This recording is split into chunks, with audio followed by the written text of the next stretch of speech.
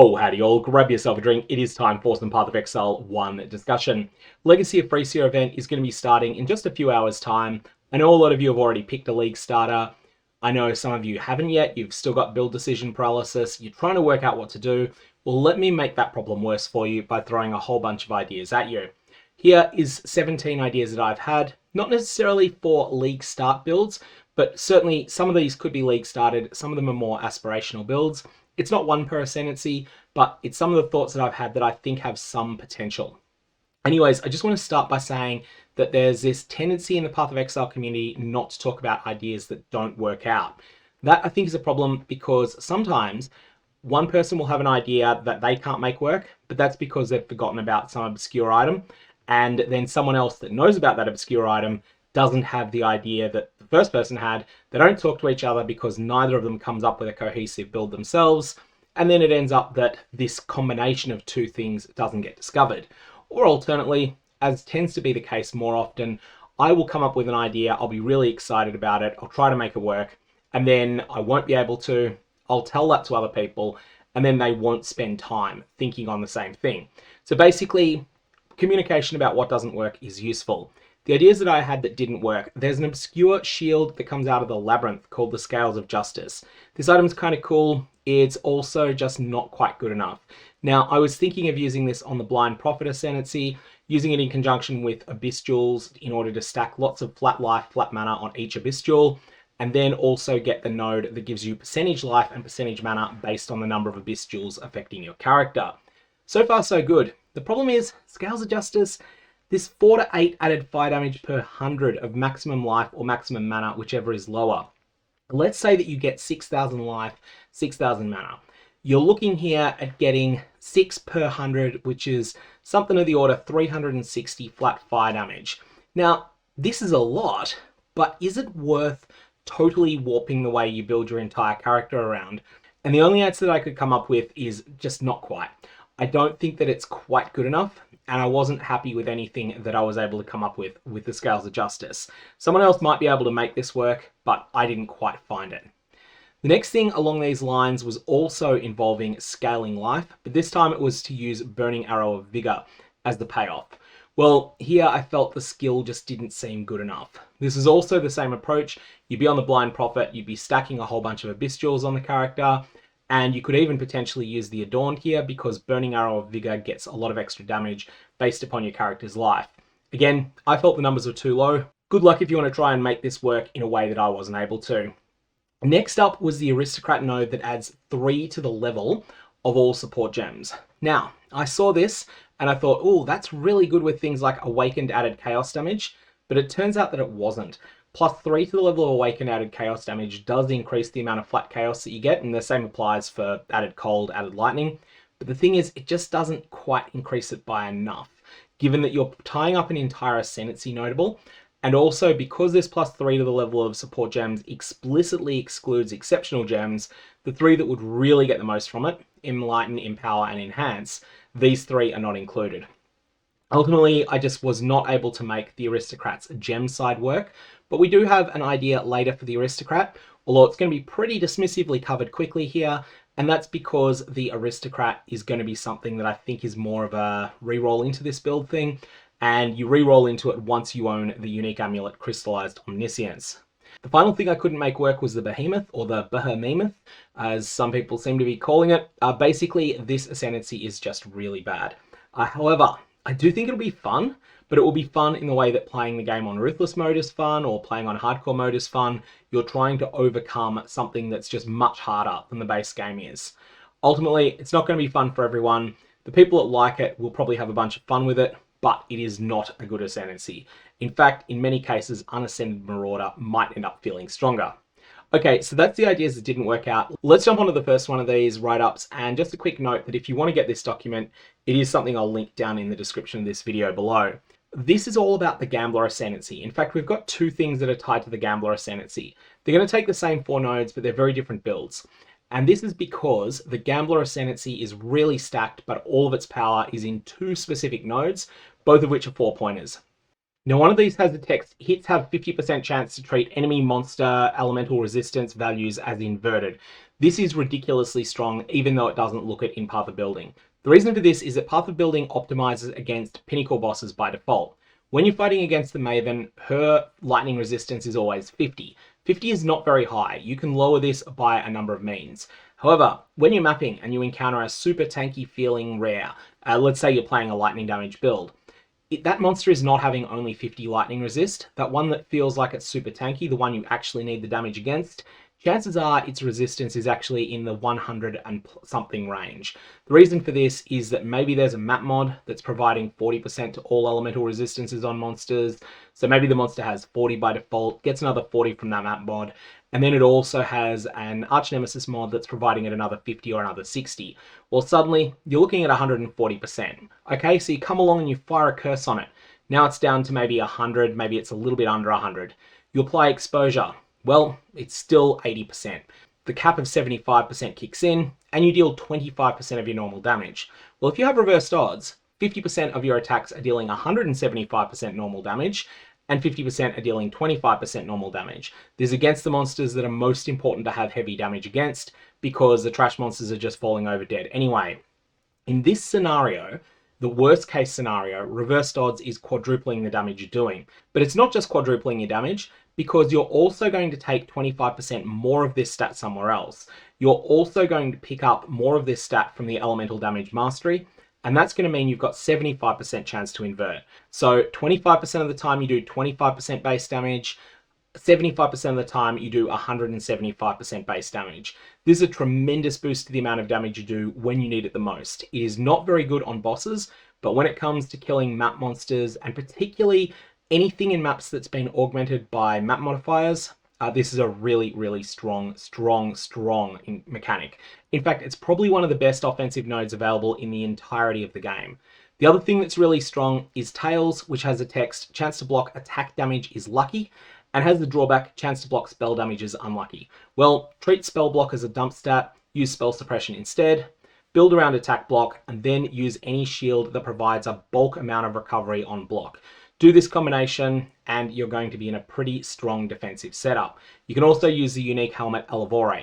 So this is the defensive setup for the Gambler. You've got Tails. The offensive setup is you have reversed odds. All you need to do is apply hits to enemies, and those hits need to be dealing elemental damage. Then you can build anything you want in the Gambler Ascendancy. Now the two things I wanted to point out as options here. Option 1 is Hexblast of Contradiction. This is an alternate quality Hexblast. It has a better critical strike chance than base Hexblast, but it also has worse text. Instead of your chaos damage from the spell attacking the lowest resistance on the monster, it attacks the highest. However, that's actually better when you're inverting the resistances the monsters have got.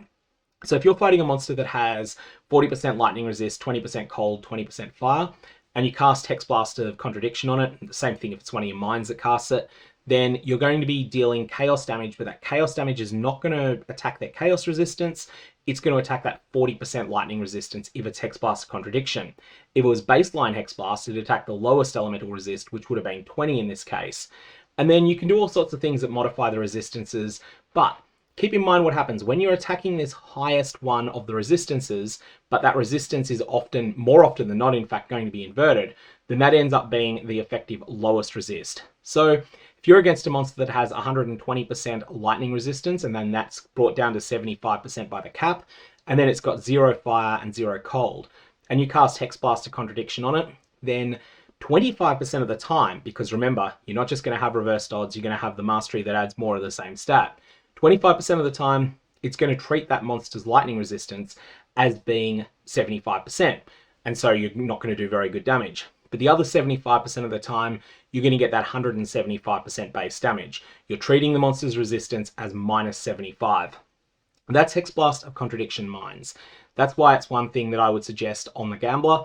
But of course, you are then in this awkward spot of playing a mine build that is starting at the bottom of the tree. Your Ascendancy is providing a lot of defense for you. Your Ascendancy is providing a lot of damage for you, but you are going to be spread out a bit thin, and that's going to be one of the difficulties there. Now, the second option is playing some sort of elemental attack. Now, I call it Tri-Element here. Tri-Element because that's going to be the strongest setup at the end. But earlier on, you probably want to use the unique sword White Wind. It's pretty easy to get your hands on. Alternately, you could be playing with wands. If you're playing with wands, Piscator's Vigil is a really good option here.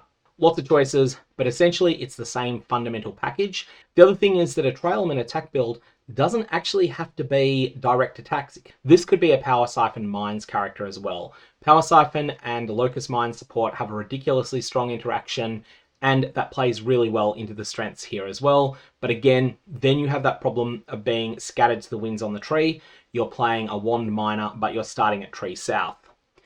Option 3. This is going to be one of the Surfcaster type builds that I think had some more potential. I think I was more hyped for the Surfcaster before they revealed the small nodes, but it's still fine. I think there's a potential to make just a Lightning Spellcaster build that uses Nebulous as a weapon, and then uses Aegis Aurora and Iron Reflexes. Now, Sea Legs is the other thing on the Ascendancy that's really good. So Sea Legs provides an increase to your character's total evasion rating based upon the amount of overcapped cold resistance you've got, aka the amount of wasted cold resistance you've got over the 75 cap. Or it won't be 75, especially if you're using Nebulous, you're gonna try and get 90. Sea Legs is then going to turn all of the excess into increased evasion rating, but Iron Reflexes then turns that into increased armor. And then that makes Aegis Aurora into a more powerful defensive layer.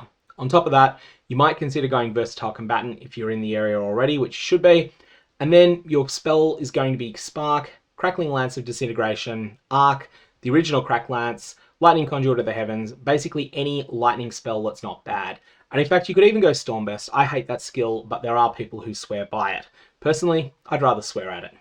But I think the one that stands out the most is Penance Brand of Dissipation. Out of all of these lightning spells, Penance Brand of Dissipation was gutted by nerfs at the end of 3.23, but it was so broken beforehand that it still remains one of the best lightning spells in the game.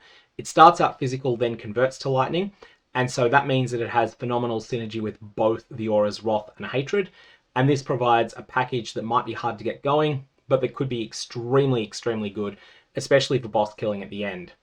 Now, one thing to note though, don't go with a fishing rod here. Brands do not synergize with more cast speed from fishing rod nodes. That's because brands, their activation is tied to your increases and reductions to cast speed, but a more multiplier is not going to be one of those. Next, if you want to play a Surfcaster, you could also play it as a Lightning Strike character. I think this could be really, really good. It's quite different to the way that I've tackled the Surfcaster in the video that I'll link down in the description below, which is the build that I'm playing, but this is definitely a way you could go. Or option 5, Lightning Arrow. Lightning Arrow is still a good skill. It's not quite as popular as it was in the past. Elemental Hit of the Spectrum usually tends to trounce it in direct comparisons, but that's not because either of these skills is bad now. Lightning Arrow is just maybe a smidgen below Elemental Hit of the Spectrum. Both of them are fine though, and the Surfcaster probably wants to go with Lightning Arrow specifically out of the two. Ultimately here, you do need some sort of solution for killing bosses, and that's probably going to be Artillery Ballista, but you can also use a Mana-Forged Arrows setup. There's some really good Mana-Forged Arrows options available on other Ascendancies too. Early on, you want to use a dual element bow, later use a tri-element bow, and you might end up wanting different endgame gear to most bow builds. So there's a whole lot of things that you can think about there. You might want to go with damage projection over the amount of damage that you do. There's a bunch of things like that that you might want to consider because you don't have access to some of the Deadeye's tools for damage projection. Now, option 6 is the Surfcaster Fishing Rod setup. This is what I'm going to be starting, although it won't be starting quite as this. I'm going to start as a Surfcaster that's using Crackling Lance and Orbistorms, and then ultimately this gets its own video because it's one of those things. I feel it's a meme build with teeth. I'm going to be doing all sorts of shenanigans to chain heralds off each other. Should be lots of fun. I feel like it's a medium power setup, what I've got. It'll have some weaknesses, it'll be squishy, but I do think it should be a lot of fun. After that, we come to some things on different Ascendancies. Now, we've mentioned the Blind Prophet a couple of times. Let's bring up the Blind Prophet itself and have a quick look at some of the things that you can do with this. And of course, it's hiding in the last place that I look. Here's the Blind Prophet. So one of the key things I want to discuss is this Lightless node, 5% increased maximum life and maximum mana per Abyss Jewel affecting you. There are a few ways that you can build around that. We discussed the Scales of Justice in the failed experiments before, but here I think what you want to do is just stack life. Now, if you're rich, you can do this in conjunction with the unique Jewelry Adorned. If you're not rich, then you can do this just off normal Abyss Jewels. What you want to do here, probably level this as a Surf Boy, and then swap over at about level 95, because you're going to be quite dependent on a number of quite obscure unique items. You're looking to get as much physical damage added to your character based upon your life total as you can. And for that purpose, we're going to be using Kinetic Blast of Clustering. This has ridiculous amounts of physical damage. This time, this one's based on mana. One of the other ones is based on life that we'll come to later. So ridiculous amounts of physical damage added to your character if you can get your mana to be extreme. And here, you're going to get a whole bunch of Abyss Jewels that provide mana, and then Lightless on top of that. Now, what you can do with a whole bunch of physical damage here is that you can then use the Helmet Light Poacher, which provides you with an axis of scaling. Every single Abyss Jewel you add to your character is going to be 15% of physical damage added as elements. Then, in your chest slot, Shroud of the Lightless is going to also provide linear scaling. This is going to be percentage elemental penetration that scales with the number of Abyss Jewels on your character. So there's a whole lot of things that you can get here, plus you get all of the mana that's coming from your Abyss Jewels, and maybe you get an Adorned in there as well.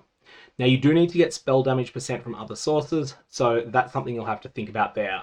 I'm not really sure how this is going to work for clear speed though. I'm not the most familiar with the Kinetic Blast of Clustering skill, so it's something that you might want to explore before committing to do it. Alternately, if you're set on the Blind Prophet but you want something different, you want to play melee, well, what you could do is go with a melee weapon, probably Paradoxica, but you could use some sort of weird crafted item, and then use Bloodthirst support. Bloodthirst support forces you to be low life somehow. You could achieve that through the use of Petrified Blood, or you could achieve it through the Coward Belt that exists out of the Incursion mechanics, and then you might need to use the Atzeri Shield as well to make that work. A whole bunch of different things you can do. This is very much not going to be a beginner-friendly build, but I do think there's a fair bit of potential here. Again, this just gets you a weapon that has a huge amount of flat physical damage on it. This time, you're scaling life on all of your Abyss Jewels, and then use the same mechanics, Light Poacher, Shroud of the Lightless, in order to get yourself a whole bunch of extra damage out of all of those, out of all of that life that you've got there. Option 9 is a wand attack character that uses the Daughter of Oshabi Ascendancy. The poison versions of this would take Roots of the Grove. If you're non-poison, you're probably going to take Forest Tracking instead.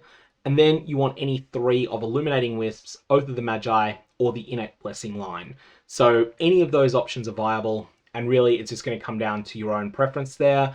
But there's a lot of things that you can do on this. I think that having access to lots of shrines is going to be really good, because as well as all of the shrine mechanics available in the Daughter of Oshabi, there is also a lot more access, I feel, to shrines on the idol system than exists on the passive tree.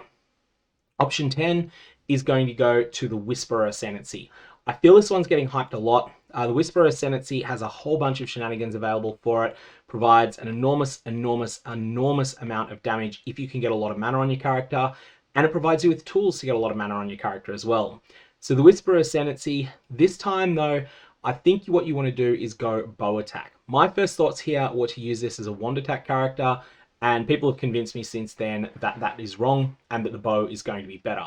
The reason for this is that Mana-Forged Arrows provides this tremendous level of scaling that is not otherwise available. Fair warning, your best in-slot item on this setup is going to be the unique helmet Indigon. Indigon drops from the Uber Elder encounter. Now, Uber Elder is something that got reworked in 3.24, and as a result of that rework, the Indigon helmet went from being an uncommon drop that was available in both the Uber Elder and the double Uber Elder encounter, to now being a rare drop that is only available in the single Uber encounter. This means that there's going to be considerably less of them on the market, and the item could be very expensive, especially with Connor Converse making a build that looks really good, that is going to have Indigon be not just best in slot, but absolutely mandatory for the build to feel like it's really getting explosive. So build this at your own risk. We do know now that there's going to be reasonably good access to Shaper and Elder Guardian maps, and as a result, there's going to be a lot of interest in farming those maps, getting together those Shaper and Elder sets, running Uber Elder, and potentially looting yourself an Indigon from that. And if you get more than one of them, then you can turn around and sell the extras. But it is a rare item now. There have been a couple of samples where people have killed Uber Elder a bunch of times, and I believe that between them they've killed 145 copies of Uber Elder, and they got 7 copies of Indigon from it. That's not enough to say it's definitively a 5% drop rate. It could be higher, it could be lower, but it's something in the ballpark of 5%. In other words, there's not going to be very many of them. Next up, Wildspeaker seems like it's tailor-made for a Flicker Strike starter build. If you love Flicker Strike, then give this a thought. You're probably already thinking of doing this. If, like me, you do not love Flicker Strike, then definitely stay away. This skill is one of the most polarizing things in Path of Exile. People love it, people hate it, there's not much in between. Now in option 12, we've got the Herald of Agony. Fair warning, the damnation node on this has been changed. It does not do what Grinding Gear Games originally announced, and as a result, you probably don't want to take it. You want to take the +3 gem node instead. I think that's going to be your best 4th Ascendancy here. That is unfortunate, but the 3rd Ascendancy, the one that gives you +25 Virulence, is absolutely ridiculous on Herald of Agony. It is the thing that makes this entire thing work together. Herald of Agony is going to have reasonable damage, but it's also just this really weird playstyle. It's definitely not for everyone, but if you're interested in giving it a shot, then this is going to have the tools to do so. Option 13 is for rerolls only. Do not league start this, but the Aristocrat Ascendancy has great synergy with the unique amulet Crystallized Omniscience. That's because there are 3 nodes in this, one that grants 30% increased strength, one 30% increased intelligence, one 30% increased dexterity. You're going to be taking 2 or even 3 of these, and each of those is then going to be converted into 30% increased Omniscience, which is then a huge boost to your amount of elemental resistances and also resistance penetration. This amulet just does so much, but it is a rare drop, so that's something that you shouldn't count on getting easily. Option 14 is something that there was a lot of early hype for, and then people have stopped talking about it, but I think it's potentially really good. Puppeteer, Ignite, Detonate Dead. Now, you need a warning with this. There is a line of text in the Puppeteer that causes your zombies to count as corpses. When something is a corpse, it doesn't matter whether it's your pet as well. If it explodes, it's going to do damage. And that can be your Detonate Dead, but it can also be a hostile Detonate Dead. You are not going to want to run any of those map mods that say area contains totems if you're playing one of these builds, because those totems just love sitting there, causing corpses to explode, and they don't mind if that corpse actually happens to be one of your friends that's following you around. They're quite happy to set it off as well. So, be warned. Enemies can make your zombies explode. They will make your zombies explode. This will be funny the first time it happens. This build has limited hardcore viability. However, this build likely has extraordinarily good damage and also can do damage on absolutely terrible gear. On top of that, damage propagation will be reasonable because once you get your hands on Beric's Respite or the Goat Boots, this provides an alternative to Ignite Proliferation that works slightly differently to Ignite Proliferation. And then you get that in conjunction with Ignite Proliferation as a glove implicit. These 2 things are then going to cause your Ignites to just spread literally like wildfire throughout packs of enemies. This is going to be one of the best builds ever in the game for defeating Blight Ravaged maps, as well as the last one we'll cover. So there's a lot of weird stats though that you're going to want on your items, and this is where it's going to help you if you know something about recombinators. They're going to want a really weird set of gear. Like ultimately, you'll want a set of gear on this character that does not look like a normal Path of Exile character. Your Raised Zombie gem wants to be linked to Empower and Minion Life Support, but there's not really much else there. So that's something that's also worth keeping in mind. You're going to have some weird links on this.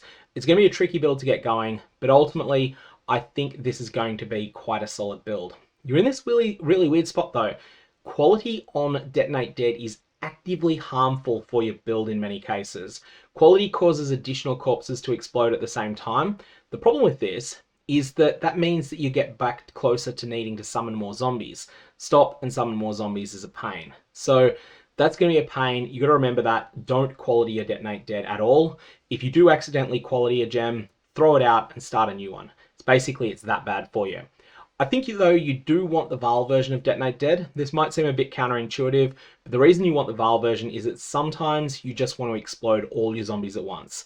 Other times you just want to explode one of them. I don't think there's ever any time that you're in the middle of those 2. Now you're probably going to have to round out your Ascendancy. You've got 2 obvious points, and they're the ones that give you +4 to the level of your zombies, as well as the one that causes your zombies to count as corpses. But then you probably have to take Innovating Presence, which is okay, but it's not anything amazing. Flesh Puppets, though, is fantastic. Also, Grinding Gear Games have updated the stats on combat zombies as well. There is a combat zombie build. It's not the one that I'm talking about here, but it will exist. And that's because Puppeteer got some buffs to its interaction with the Baron unique helmet. After this, we have a Polytheist setup. This would probably want to use the Aegis Aurora Shield, Melding of the Flesh, and some sort of projectile spell. The Ralakesh thing, which grants you 3 to each of 3 different charges, is phenomenal. Lunaris is +2 projectiles. Rizlatha is a whole bunch of defense, and Brine King is a whole bunch of defense that is tailor-made to go in conjunction with the Melding of the Flesh and Aegis Aurora setup. So there's a really powerful setup there. That's a core. The rest of it, though, is not so clear. Ultimately, though, I think Polytheist is looking like a fairly strong defensive build. If you want to go a really, really tanky spellcaster, that's going to be how I would recommend doing so. Option 16 is the Architect of Chaos with any Vaal skill. There's going to be a lot of different ways you can build this. You can go Lightning Strike, you can go Vaal Fireball. You want to look at the strengths of the particular skill that you're using, and you're going to actually need to pick nodes on the Architect of Chaos with that in mind. For instance, if you're using Vaal Fireball or Vaal Lightning Trap, then Chaos Reigns, +3 gem levels to all of your to all of your Vaal skills. That's going to be fantastic. However, if you're going with Fever for Corruption, that's going to be something that increases duration. Fantastic for Vaal Lightning Strike, but this is actively terrible for Vaal Stormcall, which is something else you might want to use. There's a whole lot of weird things going on here. Forbidden Secrets is one that's really hard to use well, as it kind of really does give you a boost to your spellcasting of Vaal skills with the Yarmax Accord mod. But at the same time, Everlasting Sacrifice prevents Energy Shield from being a super strong defensive layer, or at least it changes the way that Energy Shield applies. So that's going to be one that's really complex to use. There's a whole lot of things that you want to think about here, but ultimately, if I was going to build around this, I'd be looking to go with Vaal Stormcall. I think that you'll be able to get your soul gain prevention very close to 0 with this setup, and as a result, you can almost get to the point where Vaal Stormcall ends up sustaining itself. After this is my final pick, and this is going to be something for absolutely and utterly crushing Blight Ravaged maps. This is a Scavenger setup, and it's one of those things that is a specialist in one part of the game. This is not going to be an all-purpose build, but this is going to be the best build that's ever existed for blowing up Blight Ravaged maps. Now, you can take Obliteration and Xerfy's Heart. You're definitely going to take Cloak of Flame and the base Cloak of Flame item, I think. You want the Cloak of Flame item for 2 reasons. The increased ignite duration is actually really good, and on top of that, you've got Cloak of Flame's normal stats. Now, Obliteration causes any monster that you kill to explode, or at least have a percentage chance of exploding, dealing chaos damage as a hit to anything nearby. Xerfy's Heart causes anything that you do that's a hit based on chaos damage to be capable of igniting. You then need to get as close to 100% ignite chance on the tree as you can get, and because you're using this Obliteration that's not the real wand, but that is the Ascendancy version of it, that means that you can have your weapon slots free to provide ignite chance, as well as all sorts of fire dot scaling. So you can get fire dot multi, you can get percentage increased fire damage, all these sorts of good things. And you can just start with the Searing Touch, which is fine. Your tree is going to look a lot like a Righteous Fire Chieftain. Then you want to go with Beric's Respite or the Goat Boots. And when I say Goat Boots, I mean Abrath's Hooves. These have that pseudo ignite proliferation that we talked about before. It's not proliferation, but it's something else, and they work well together.